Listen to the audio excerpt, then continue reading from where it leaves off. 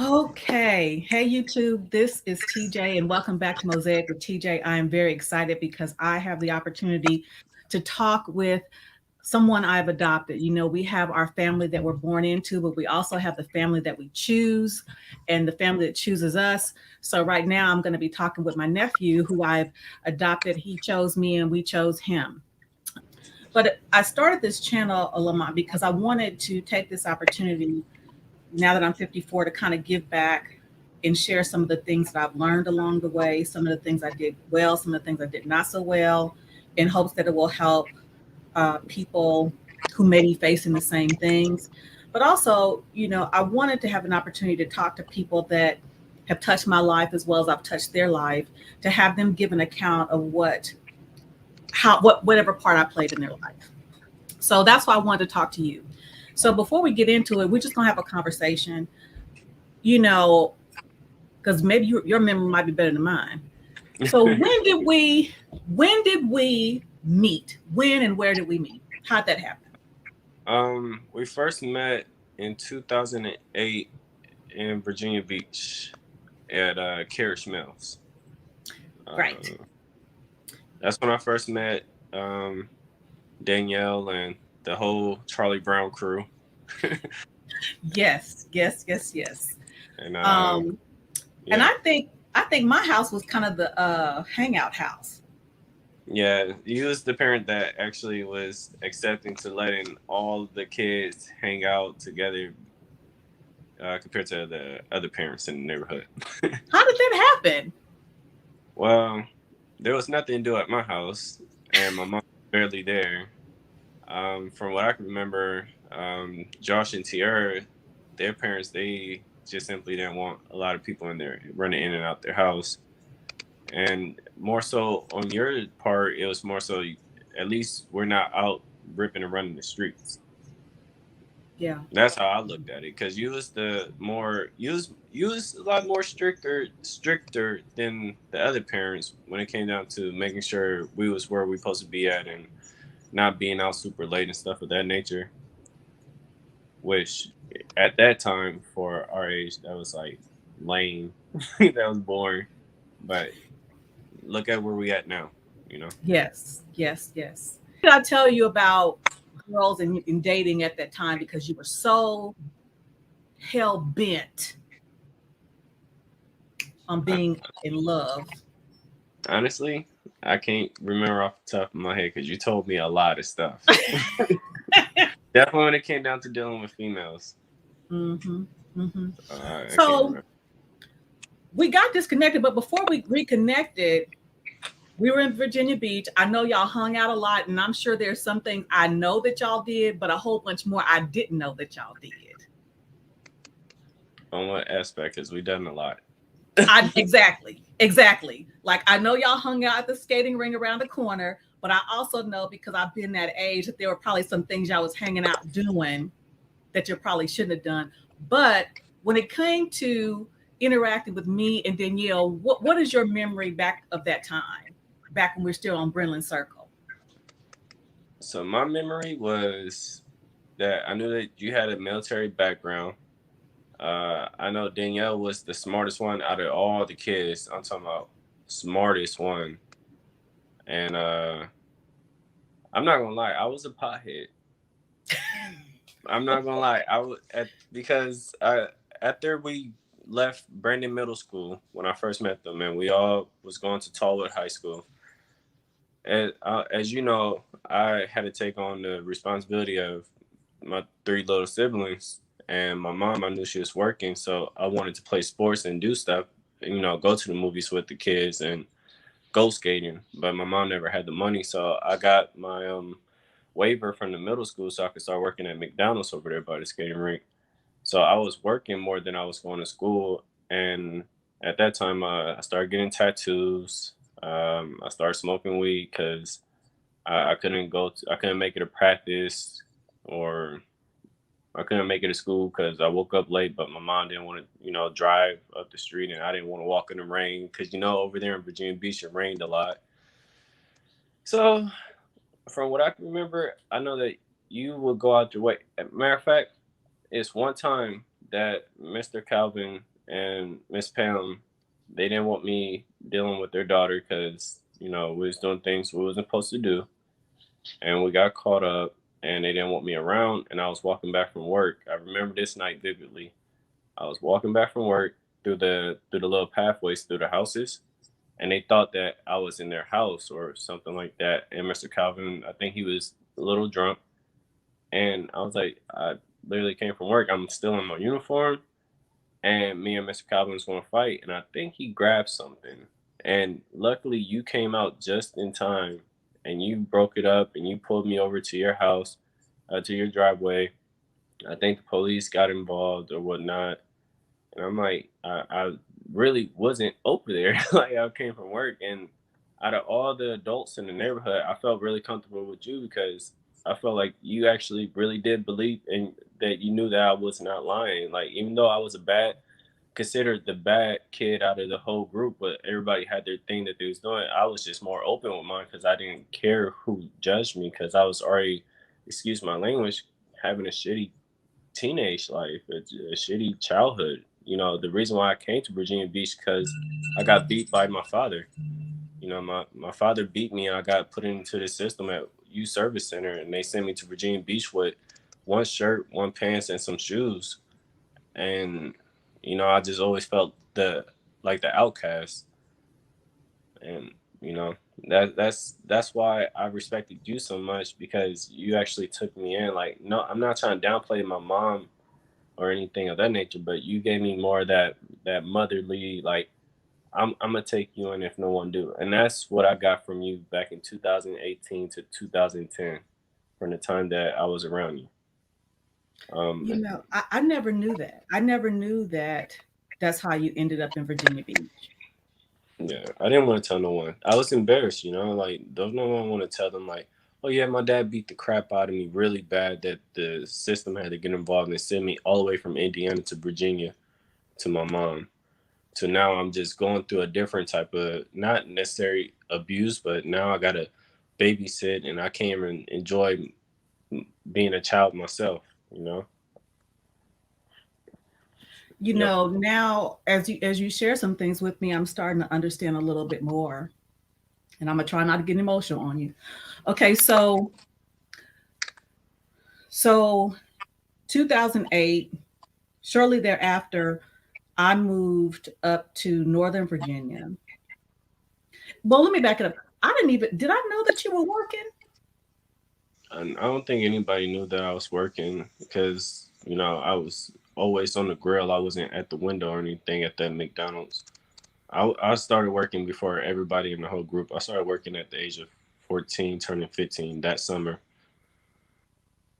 Wow. And was the money, were you able to use the money for what you wanted to use it for, or did you have to use it for other things? Uh, for the most part, I tried to use it for what I wanted to use it for. I wanted to get a cell phone because everyone had a cell phone, but my mom didn't want me to get a cell phone for whatever reason, or not the cell phone that I wanted to get. So I got to use the money, but it was always some type of argument on how I use my funds with the money that I work for, and more so help her out with this, help her out with that. And at the time, I'm like, you got a whole fiance or boyfriend, whoever he is. You got a whole grown man in here. Why is your son having to help you out when this guy is maybe reserved? Why don't you make him go get a job? You didn't make me get a job. You told me if I wanted to get a tattoo of my great grandmother, I needed to have a job, but she didn't have that type of faith in me or think that I would take the initiative to go out my way to get the documents that I need to start working. So my mom didn't know that I was working until, well, she thought I was selling drugs. She thought I was selling drugs. No, I was smoking weed. But she came through the drive-through, and that one time that I did work the window, she seen me, and then she knew that I legit had a job. That's how that worked.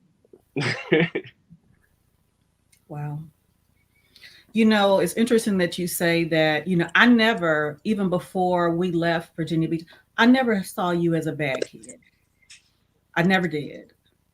I knew there were some things that you were dealing with. I didn't know that the the depth of them, but I knew that you were dealing with some things, but I never saw you as a bad kid. You were always respectful around me, towards me. Um, I never saw that. What I saw, oh Lord, is a kid who needed a chance.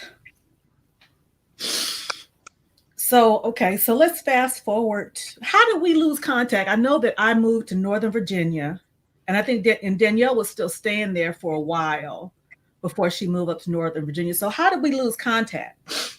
What happened? I I just moved, or what happened? no, in the middle of 2010, my mom sent me to a quasi military academy in Virginia Beach. Um, it was the Virginia Commonwealth National Guard Youth Academy for at risk youth. She sent me there when yeah, and I was there for 6 months, I believe, and she moved to Maryland. And at that time, I lost contact with everyone. I think in the midst of that time, that's when you guys moved to Northern Virginia. Why did you have to go to that camp or whatever? What Because happened? uh, my grades were slipping. I'm not gonna lie, I was failing a lot of classes. I wasn't going to. I stopped going to school. I was skipping school. Um, I just gave up on a lot of stuff. Once I wasn't able to play football or play basketball, or either not having the money to get a physical or not having the money for whatever fees, or just simply slipping up on grades and stuff of that nature. I just, like I said, I turned to doing to smoking weed. I didn't drink alcohol. I was just strictly smoking weed because I felt like that's the only thing that numbed me to all the BS that was going on. I didn't have the support system to reach out to anyone to help me out with anything, or I had no other choice but to step up to be more of uh, a grown man at the age of 14, 15 years old. So she didn't like that. She got a in-house anger management counselor, Mr. Paul, to try to talk to me because I never really talked to her. But the real reason why she got him is because with the 2 years that I was living with her again, um, I never told her I love her. And Mr. Paul asked me in front of her, "When's the last time you told your mom that you love her?" And I told him I don't know. And he's like, "Can you tell her?" And I said no. And she, I guess that really broke her heart, and she started crying. She just felt like there's nothing she could do she felt like that could teach me how to be a man. But I think it was more so because of that statement, because of my answer that night. That's what made her say I'm gonna send him to boot camp. And I'm not gonna lie, that made me even more furious. I had more of a grudge and resentment towards her and everybody else. um I hope I'm not over answering your question. No, you're no, you're not over answering because as well as I know you, there's so much I didn't know. You know, I just know I couldn't remember why we lost contact. Because again, I'm working. But how did we reconnect? Obviously, it was you and Danielle that reconnected. How did that happen? So we reconnected when I was living in Severn, Maryland. I was working at Hardee's. And of course I tried to stay in contact with all my friends that I felt that was like really close to me. So, I was still talking to Josh, Buddy, Danielle, and I was talking to Danielle, I believe through Facebook, and she was telling me that, hey, I live in Northern Virginia. How far is that from you? Because I think she said that she was throwing like a birthday party or something of that nature. Mhm. And I was like, oh, I could catch a train or something. I can't even remember how I got down there. I think I caught the train. And she's like, oh, I stay this far. Do you think you'd be able to make it? I said, sure. And somehow, some way, her friend Alexis added me on Facebook also. So now I'm talking Mhm. to her, and I was like, okay, now I'm definitely gonna try to make it down there, But,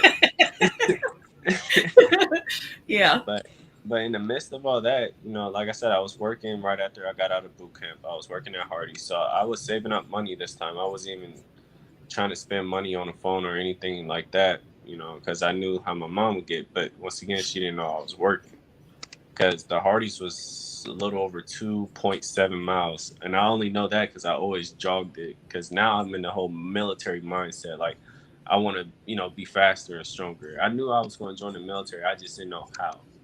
I tried to join the military right after boot camp, but you need Mhm. your parent consent. And I was 16, I believe. And my mom didn't want me to leave yet because she wanted me to help her out, with the kids, obviously. Um, Mm. So I made it down to Woodbridge, to the party, got to reconnect with Danielle and stuff. And then when I went back, I guess my mom found out I had a job. And once again, there was a money issue. So she kicked me out at the age of 16. Now, mind you, I don't know anybody in Maryland. I only know my coworkers. And luckily, one of my coworkers, her parents were both deployed.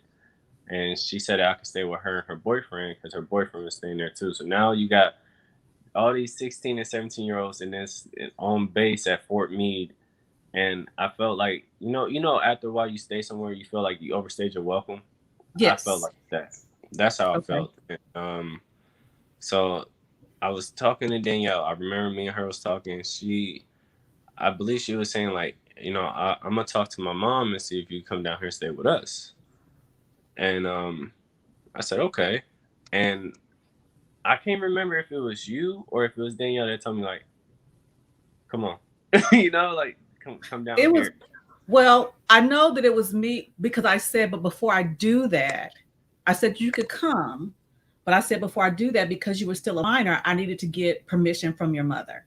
Right, right, right. And you said you was gonna help me finish up my GED, Hmm. which you did, and I really thank you for that. Um, you said that you was gonna have some ground rules, and I was at that point I was like, I don't care. I just need to get out of this situation because like I'm sleeping on someone's floor. At the age of 16, when I got a whole mother that stayed right around the corner, but she put all my stuff at the door. You know, and I'm like, dang, is it really that serious? Like, okay.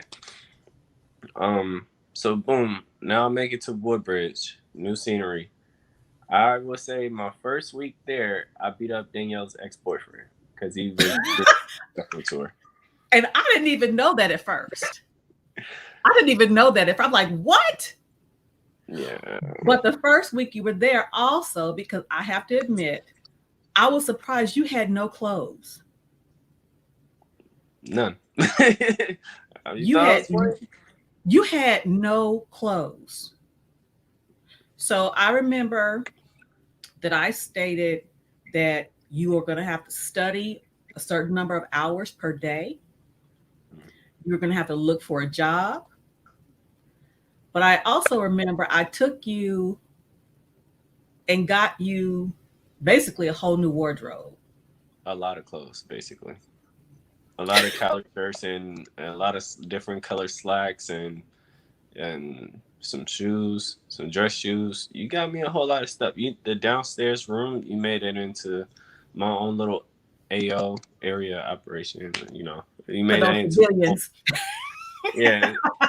You had it set up. You took me to get all cleaned up. Had a fresh edge up and little afro going on at the time when I did have hair. And yeah, I remember that really thick GED book just studying that, and the thing that you really was harping on was my English. When it came down to the English subject, and Danielle helped me out with that a lot too. And you was on me. Yeah, I'm glad that you was on me because I wanted to finish my GD, but I never had the discipline and or I felt like I had the time or the means to make it to the places that I need to make it to get it done.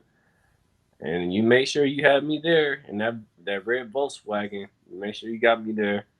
And now I can honestly say that your boy got his GD. Well, yeah, gosh, I forgot what I was gonna say. But oh, I remember.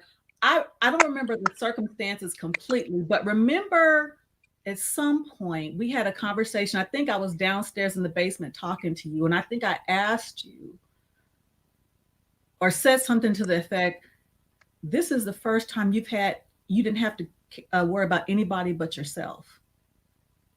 Yeah, you said something. You had multiple conversations like that with me. You Because always reminded me that. yeah, because at such a young age you were responsible for so many other people, and I think I said something to the effect, I want you to just be a kid for a little while. But you didn't know how to do that. Yeah, I was just about to say that. I was about to say, for you to tell someone to do that, and they didn't know how to do that for so long. It was me stepping outside my comfort zone. I was always on the edge. I was always expecting the worst.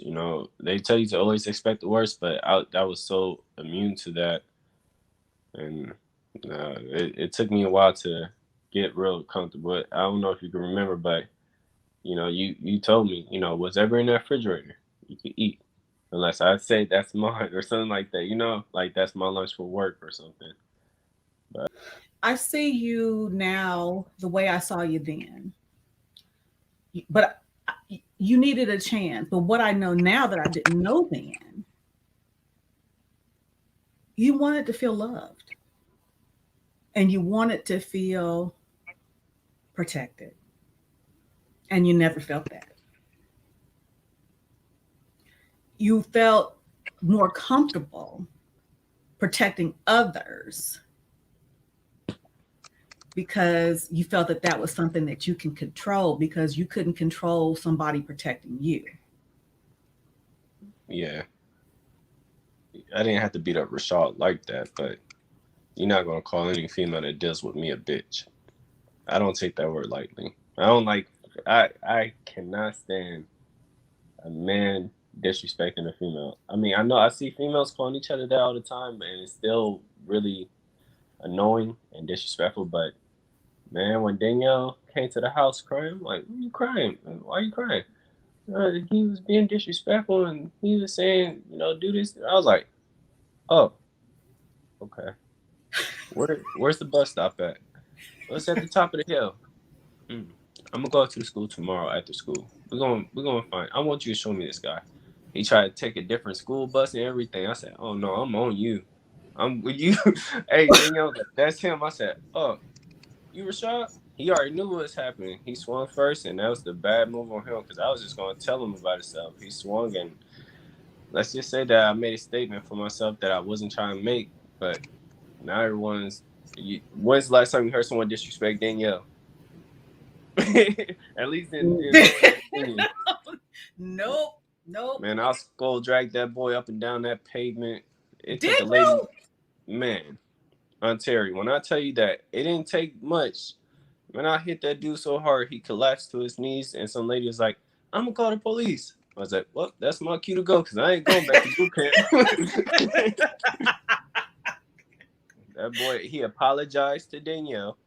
I don't know if she told. Remember, I don't know if she told you that. He apologized to her. He apologized to me, and he never once again said anything about Danielle or being disrespectful towards her or any of the females that dealt with Danielle because he knew Lamont was going to come. Well, and that was the closest thing that she, other than Bradley, but Bradley was an animal. That you to a big brother because she didn't have, she's the only child. But Mm. okay, so we made some strides, and I still have the picture. One of my most favorite pictures is when we were at living in that house in Virginia, and it's you, Danielle. What's his name? Xavier. What was his name? Xavier, Erica, and Derek. Yeah, that's one of my favorite pictures because you were kids acting like kids, even though y'all doing whatever. But I love that picture because that was what I wanted for you. Mm. I wanted that experience for you because Danielle always had it. Mm. But I wanted that for you, that you could kick it with your friends, you could hang out. Yeah, you had some chores around the house, you had to study, but I wanted you to be a young person because it was going to be so many times, like now, the rest of your life, that you have to be grown and responsible. Can you bring the camera down a little bit so I can see your face? There you go. So, okay, so fast forward, now you turn 18. Yeah, that's when I thought I was grown. Mm, Actually, prior to that, no, you helped me get into Northern Virginia. No, no, I think I did that. I believe you helped me out with that too. I got into Northern Virginia Community College at the age of 17. yeah. Um, shortly after I got my GED, I went to Northern Virginia Community College, and I was really I was hanging out with Xavier a lot because we both was playing basketball and stuff. Hmm. And I know that's when I started feeling myself. And you was like, okay. Oh no, you was telling me that I needed to start a savings plan, which I should have freaking listened because that's what I'm doing now. Hmm. And I didn't want to listen because I felt like at that time I could compare it to I felt like I was dealing with my mom again when it came down to the funds of how I make my funds because I was working at McDonald's again and I was like, man, like, no, I'd rather go stay somewhere else. And I regret saying that because now, once again, I'm laying down on someone else's floor right up the street. And I just knew that wasn't a life that I wanted to live all over again. I remembered that stuff. But this time now, this guy is wearing my clothes, wearing my drawers and everything. I was like, What? yeah. I was like, Xavier, I still talk to him to this day, but he was wearing my stuff and, just, once again, I got a sleeping bag. I'm sleeping on the floor. And, like, his parents was nice. And I respect them. I love them to death also, It was really awesome to me. But I was like, you know what? I got to do something. I'm 18. I don't want to live like this. I don't want to have to work at McDonald's my whole life and stuff. With just a GED, I felt like I was stuck. So I got into Job Corps and I got a trade and I talked to an Army recruiter and he said, well, you got to stay here for 10 months, get your clock hours, get a trade and stuff of that nature. Man, I did all that, got my license. And right after 10 months, I went into the U.S. Army in 2013. You remember that you called me? By this time, I was in Texas. You remember when you called me because we hadn't spoken because I said now because I told you you could continue to stay with us, but I Mhm. said I had some rules and if you weren't going to follow my rules that you couldn't stay there. So you decided. I didn't put you out. Right. I didn't Yeah. put you out. It was self-inflicting. I know. You decided. I'm like okay. But by this time, but in 2013, I'm in Texas and you called me. Do you remember what you said to me? I had a motorcycle accident, so my mind is Oh, not good. well, I think I was in the bed or something. I can't remember, but I remember you called me and you thanked me for my tough love and that you were sorry that, we stopped communicating the way we did, but you wanted to let me know that you had finished up Job Corps and you were getting ready to go into the Army. And you wanted to thank me. And I told you I was proud of you. Man, that was so long ago. I'm surprised I could remember half the stuff I can remember now. Um, I do know that when I found out my duty station was Texas, the first person I reached out to was Danielle because I remember she was going to tech. What was it called? UNT, Yep. University of North Texas. Yeah. Hmm. And she told me she was there. Man, I heard it got me a car. They tell you not to get a car when you first join the Yeah. military. Yeah. I was like, man, I gotta see my sister. I was like, so I got a car. It was high interest, but I didn't care. I got a car, and I drove up there, and I hung out with Danielle. We went downtown and stuff, and that I think you liked the post that I reposted from seven years ago. that she was saying that she got to hang out with her best friend and stuff, and we took pictures going downtown. She showed me around and stuff. It was really awesome. I got to reconnect with my sister, So that was pretty cool that I remember that you guys was in Texas. And then shortly after that I went to Germany and stuff, that's when the army really kicked in and they was like, oh, you think you gonna go see family and friends, huh? Let me show you what it's like to be in the US Army. Pack your stuff, we're about to go to the field. Mm, wow. So, But you did what you wanted to do because from the time you came to stay with me, you wanted to go into the Army. We were concerned if you would be able to go in with a GED because I think at that time they were limiting the number of people who would enter into the Army with a GED, but God opened that opportunity for you. oh yeah, Um, that was a hardship by itself. God gave me, He gave me those hardships, but it made me more appreciative. I studied for the ASVAB like He told me to do. I got a 66. They's like, well, with a GED, you gotta have a 68, and I'm like, oh, come on, and 2 points off. They's like, well, the Army only takes 12% of GED applicants a year. And then I tried again. I got a 48. So now I'm getting very deterred. I was like, man, I'm not going to make it. I really want to join the military because that's all I really know. I know I'm physically active. I could do this. And I'm not going to lie to you, dropping out of college and stuff. And my brother and my mom is coming down on me. Like, they're disappointed in me and stuff. That's another part that I didn't tell you. Like, they was like, oh, why are you dropping out of college? We're disappointing you and stuff like that. And I just felt like, dang, I can never make them happy. Like I know that I made you proud and a lot of other people, but I wanted to make my mom proud, and it seemed like no matter what I did, I could not make my mother proud. And then I finally said, you know what? I don't care.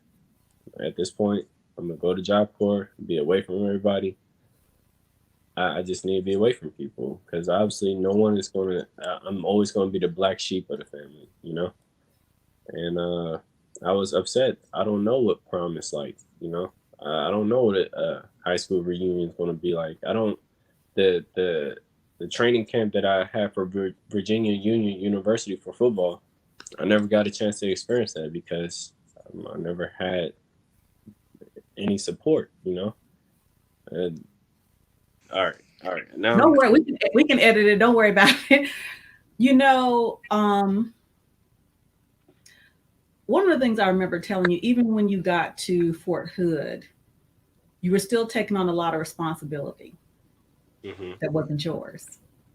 Remember? yeah. And what did I tell you? You can't always what did you say? You can't always I said you can't save everybody. right, there we go. You can't always save everyone, that chip on your shoulder, stuff like that. Yeah, I know. And I and remember. I said no disrespect to your mom. I said, but those are not your kids. Mm, I said they are your brothers and your sister. That you had an opportunity in the army to do what you wanted to do, and you were taking on too much. yeah. I mean, but when you're so used to doing something and you know how I feel now that you're now that my little brothers and sister was getting older, I know that they would better have a better understanding. Like, dang, this really sucks. Like mom is always working and she's always angry or upset and eating ramen noodles all the time or whatever the case may be and stuff, and can't do anything, can't go on field trips, and don't have any clothes. And I know that's not on her, that's more so on the fathers. Our fathers, they could have at least stepped up and help her out, but a single mother of five, I know that was hard on her, and that's why I didn't mind stepping up. Even though I didn't like it, I was like, you know what, those are my brothers and sisters. I'm gonna do what I can.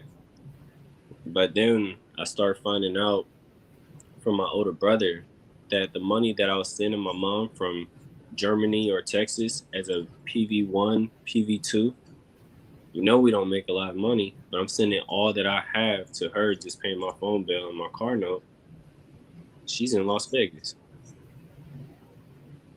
And that destroyed me and put that barrier between me and my mom to make me want to communicate with her, because now I don't know if you tell me the truth or lying. I still got that card from basic training when she wrote a letter to me saying that the lights were off, there's no food in their house and stuff like that. And that triggered me during basic training for me to get recycled, day zero recycled. I was about to graduate and I snapped and I took it out on my senior drill sergeant, and it messed me up. I got stripped of my little rank. I got day zero recycled. I got a field grade Article 15 because I threw a rifle at a senior drill sergeant. Mm.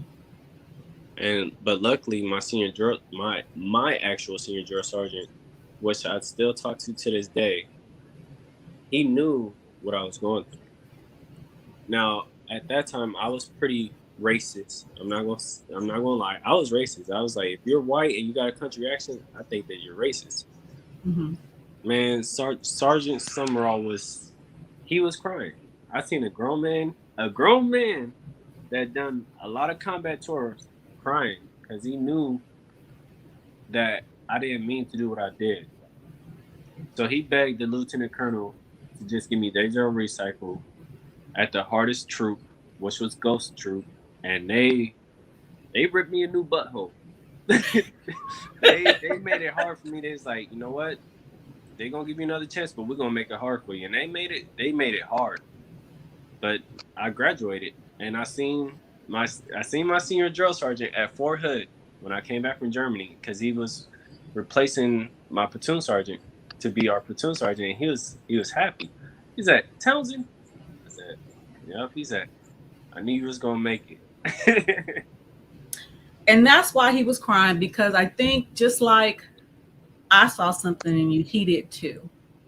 You know, he may not knew everything that you were dealing with, but he knew that you were dealing with something.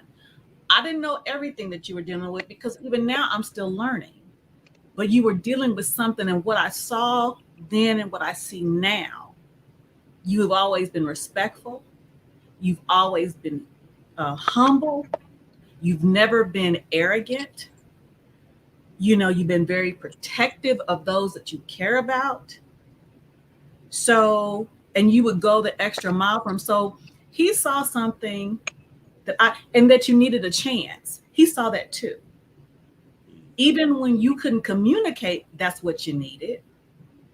He saw that's what you needed, Yeah. because you are worth that.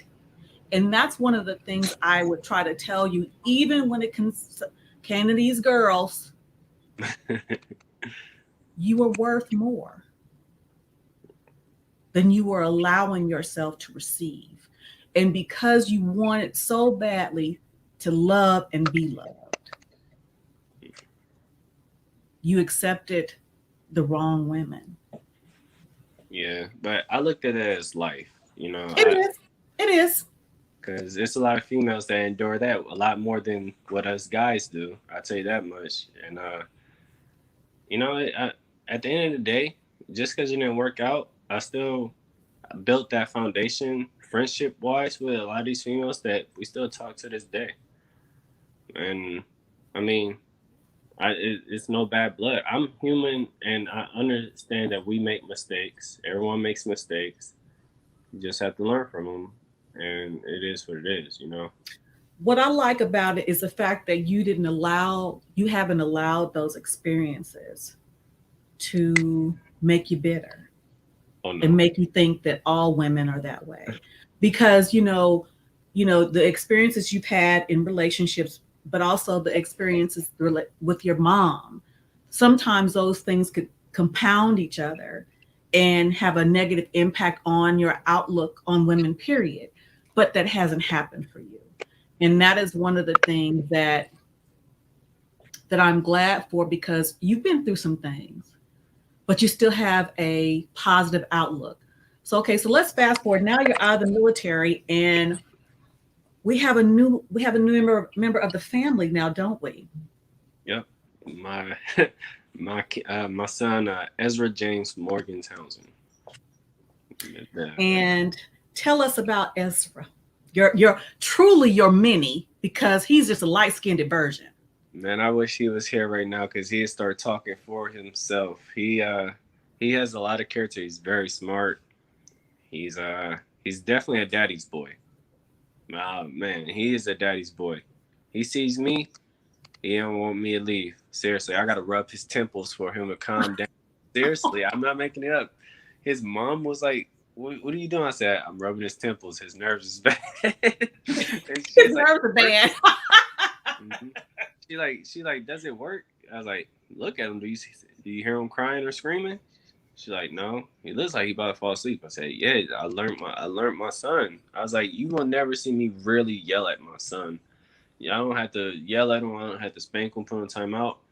Sometimes he just wants my attention, and I know what that feels like to want somebody's attention. So I give him all my attention. I love that dude to death. He gave me more.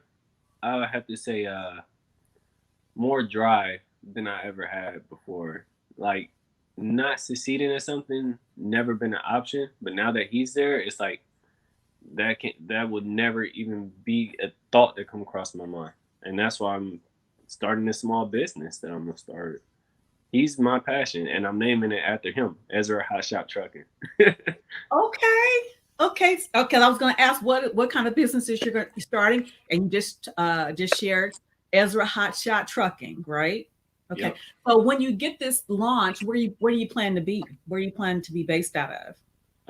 Based out of Texas. There's I did a lot of research, and Texas actually has more programs for that field that I'm trying to get started in. Hmm. I could do it out of Indiana, but I love Texas for one. It's a lot bigger, more opportunities, less competition, and a lot cheaper. And the numbers, when you do the numbers game, because I've been working on a business plan, it's just it's it's just foolproof to not start it out of Texas.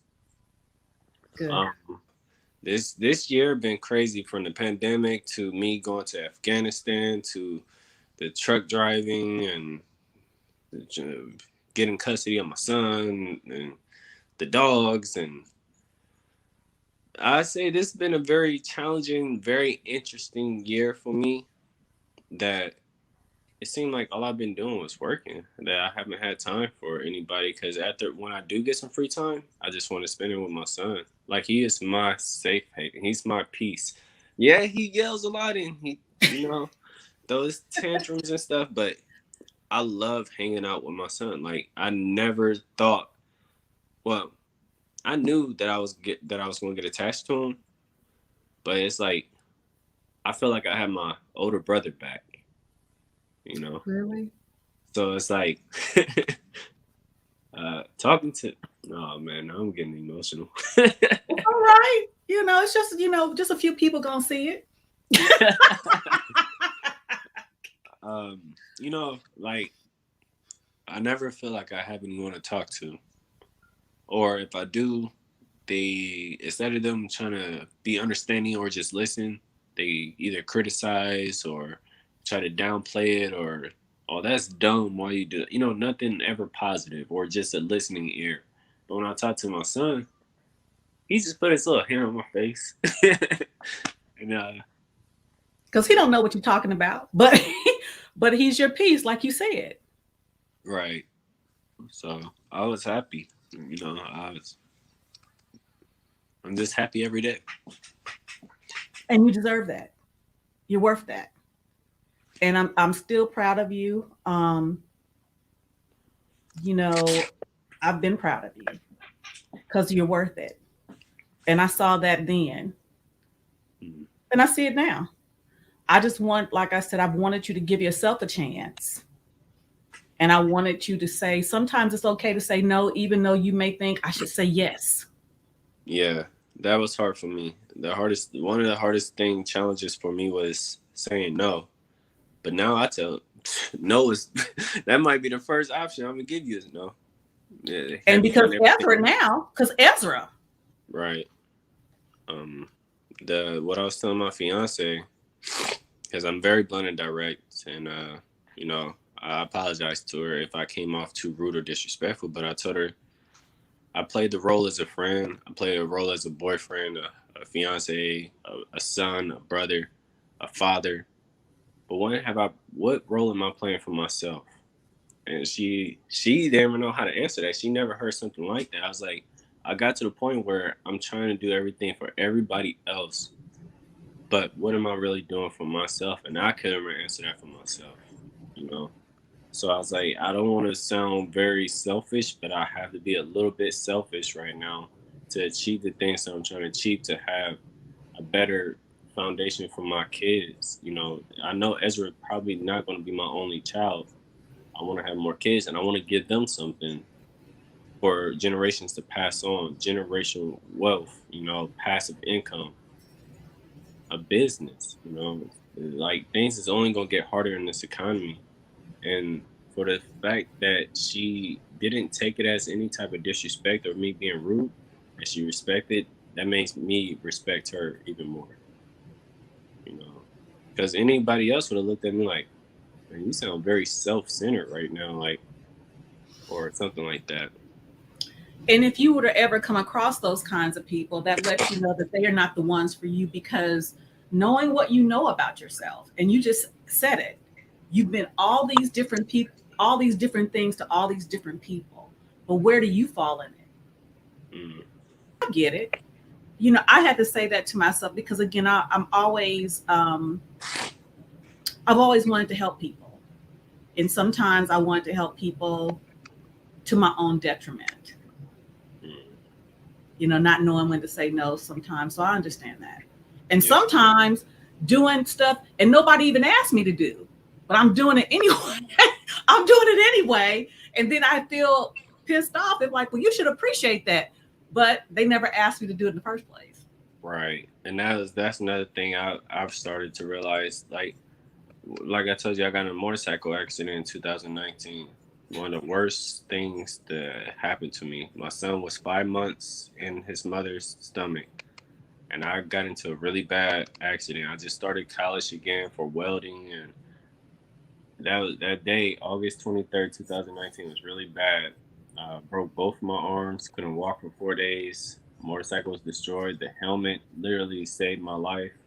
Mm, But from what the doctor said, or the paramedics, I literally was gone for like 2 minutes, if not a little bit longer. And then like dead? yeah. But when I came back, they said I went into shock. That's why my heart rate, my blood pressure and stuff was really high for the next week. It was bad. Like I got metal rod in this arm. I Mm, got metal pins in this hand. Um, it was bad. It was just really bad, and that's why I don't ride motorcycles no more. Because they said that in the ambulance, I kept saying, "I gotta be here for my son. I gotta be here for my son." And they was like, trying to talk to me. They was like, "Oh, how old is your son?" I said, "Oh, he's not here yet." But yes. that's all I was thinking. I was fighting I was like, I'm not about to have him come into this world without a father because a motorcycle accident. Like, no, if I'm not going to be here, it's because I fought for this country. I fought for my family, but I put that behind me now. Now I got to be here for him. Yeah. And during the 3 months of not working because both my arms are in a cast, it made me really realize family, like my family that's here in Indiana, no one came to help me. No one supported me. My little brothers and sisters, they didn't ask me how I was doing or if I needed help. They asked me a few months after when I came to Maryland, I believe. Hey man, so you okay? Obviously, I'm here right now. Why didn't you ask me how I was feeling when I was in the hospital? Or why didn't you come see me to see how I was doing then? But now you want to see if you could live with me again? That stuff really hurt me, and that's why it pushed me away from a lot of people. And that's why you see my communication with everyone. And it's not everyone's fault, but my communication skills are really not good when it comes down to reaching out to people because I'm just so used to being let down or not feeling loved or that family support. And that's why I was like, you know what? I'm going to start this all over. I made a post and I bluntly said, I got more family members that's not even blood, meaning my battles. That means you, Danielle, Josh, um, uh, some other friends in Korea and different parts of the world that actually still talk to me on a day-to-day basis or every other week or whatever. Those are who I consider family because they ask me, "Hey, do you need help with anything? Are you good? You know, if you need something, just let me know." Like Derek, I still talk to Derek. He's texting me right now. I still Do talk to you Derek. Yep, really? he want to get his CDLs and he want truck driving stuff like that with me. And those are the people that I still keep around in my circle. Those are the people that if they was to call me right now, like, "Hey, can you help me out?" If I got it, I'm gonna give it, and don't worry about paying me back because money is a materialistic object that I could always get. I'm going to get it. I have to get it. I got my son and my other son, Rude Boy. Yes. Rude boy. Yes, rude boy. Yeah, so that's how I feel, and I really, man, I be, you don't understand. I really do tell a lot of people about you when it comes down to my path that I took to get to where I'm at now. I was like, this lady, if you really, really think about it, from her motherly love to where I'm at now, if she didn't give me that, I wouldn't be on this path of success. I wouldn't be getting these contracts to make six figures. I wouldn't know how to network. You taught me how to network with people. You know what I'm saying? No one else taught me that. So now that I know how to network and figure out different things to do to make it easier for myself, I'm literally going to school for my business degree. I'm literally moving down to Texas to start a small business that's going to be a veteran owned, a black owned business, family owned, because everyone that I'm hiring is going to be considered family. That I only did all this stuff because that little push that you gave me. That little push is all it took to now I don't have a chip on my shoulder. I don't hold grudges. I don't have no resentment. Cause all that was just fuel to my fire. It just made me more of a stern person that I'm not gonna accept anything less but greatness. That's how I look at it. Now mind you, I got all these opportunities, my secret clearance to travel the world and everything off of GED. Off a GED. So therefore, I'm not going to expect nothing less from someone else that finished high school, that went to college, that have both parents, that never been kicked out, that never had to experience half the stuff I experienced. I don't want to hear, "Oh, I can't find a job," or "I can't do it," or people against me. Man, don't talk to me about people being against you, because that's all I felt my whole life. But it is what it is. Because the ones that truly do care about me, they still talk to me to this day. And look at where we at now. Still talking to each other to this day. Yes. Like I said, I've learned a lot just from this conversation because there are some things I knew and some things I didn't know. And considering what I know now, it makes me even more proud of you. And I'm grateful that you allowed me to help, even if it's a little bit, that you trusted me, that you trusted me. Oh, don't get emotional on me. Don't do it. You know that I looked at, man. I'm trying to tell you, Auntie, you are one of the strongest black women that I ever came across. That it kind of set a standard for the type of women that I go for. I am gonna, admit that I talk to different females here and there, but whenever I see any type of strong trait, I go for it. You taught me how to be blunt and direct. You taught me how to stay consistent on something, keep my mind on it, and see it through. You quit on yourself, you're just gonna always be a quitter. You taught me a lot of little things that gave me just the base to be at as a man. Now, have I had any father figures to teach me how to be a man? No. I mean, my dad he reaches out to me, but I wasn't the person that had a father from birth to 18. So a lot of people, like you said earlier, with all this stuff that I experienced with females, including my mom, I still respect women. Well, I got to meet my great great grandmother, my great grandmother, and my grandmother, and my mom. I respect women because I see how hard it was for my mom. I know my mom loved me. She only did what she could. I don't have any hatred towards her. And I do feel bad for not telling her I love her. But I tell her I love her all the time I talk to her, because the resentment that I had shouldn't have been towards her. But I didn't know what else to do. I didn't have no one to talk to. Just like Well, right now. and I thank your mom. I thank your mom during that conversation that we had when I asked her, if it was okay, because she could have said no, Right. because you were a minor and you were a child, and I told her then I have no judgment. I was a single mother myself. My life was different than hers, Right. and I thank her for allowing you to come because she did want better for you. She Right. may not have had the resources to do it, may not have known how to do it, but she still wanted it for you. And Right. because she wanted it for you, she allowed you to come stay with us. Mm. Because she could have said no. Right. So, and you're right, and you will learn as you're a parent yourself, mistakes are going to be made Mm. because you're learning this thing as you go. Yeah. But what you've learned from your own experience, you're going to learn to do it just a little bit differently with Ezra because you realize what he needs because you Right. needed it. Yeah. Yeah. He's teaching me a lot about myself too.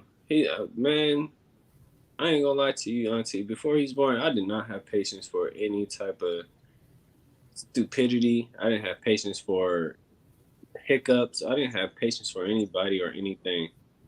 But Ezra is teaching me how to have patience. He literally taught me yelling isn't gonna get you nowhere. Imagine that. Okay. He taught me yelling isn't gonna get you nowhere.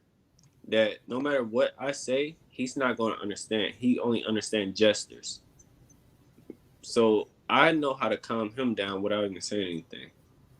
His mom, my fiance, everyone, nobody knows what I'm doing. And I said, I'm not doing nothing but just loving him. That's it. That's it. We But you know how you're so your presence and encouragement is going to be so needed as he traverses this life. And I'm just excited to be able to watch it yeah, I because definitely posted a lot. yeah, I'm excited to be able to watch it because you are going to make him into the man that you see him to be because you're not going to have anything to do for the next 18 years but pay attention to him. So so to know what his strengths are, what his weaknesses are, to be able to make those weaknesses into strengths and to encourage him and love him along the way when he makes mistakes, as we all do, as you did. And you have to, give him one to the chest when he gets to be, a teenager and think he's gonna tell pops how to do it, just like you tried to tell me how to do it. And but you get to do it differently with a son. You can just jab him in the chest. So, that's gonna be, but that's what a child needs a dad, Right. a present dad, not someone that just fathered them, but who is daddy. Right. Yeah. Yeah. Well, we've been talking for over an hour. I'm so thankful. I like I said, I had tears. Um, but some one of the reasons I want to do it, because I'll just be honest, because sometimes we all lose our way. Mm. We all wonder, did we make a difference? Well, with that question, Because I hope that sometimes we forget. yeah, I hope that wasn't a rhetorical question. But the short answer to that, you made a humongous difference in mine. I'll tell you that much. Because if you didn't, we wouldn't be talking to each other right now. Let's just be honest. I don't talk to Mr. Calvin. I don't talk to Miss Pam. I don't talk to Miss Shelby. I don't talk to Mr. Martin or any. I don't really talk to anyone. And I'm saying people from the time that I met you in 2008. Those are all the parents that was in Carriage Mill. You're the only person that I still talk to, and it's been 13 years. So I was 15 when I met you. I'm 28 now. God, what? I guess that is right. Danielle 27, yes. Yep. Well, I'm gonna wrap this up because my honey's calling. My trucker guy is calling. Oh yeah, I'm gonna be picking his brain for some knowledge to let him know that I will be communicating with him periodically here and there with this whole He trucking. said, "Let anytime." I told you that over a year ago. He said, "Anytime." Yeah, I'm just trying to get all my stuff together before I just start asking questions. Then I, mix it up. But we talk on a personal level. I love you and keep me posted. Yes, ma'am. Love you too. Bye bye. Bye.